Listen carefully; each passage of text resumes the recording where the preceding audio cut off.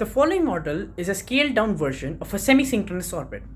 What that basically means is a satellite placed around the Earth in such a way that it orbits the Earth twice a day. That is, it completes one orbit in 12 hours. Let's see the model. In this model, the green ball is supposed to be Earth and the rubber is supposed to be the satellite. Now let's see what happens when I rotate this gear.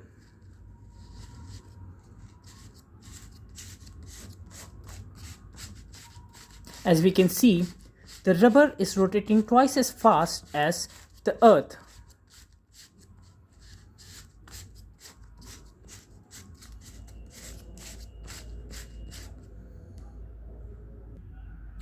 Usually, GPS satellites are placed in semi-synchronous orbit around the Earth, and this model, it works upon the principle of gear ratio. More about that in the description. Thank you.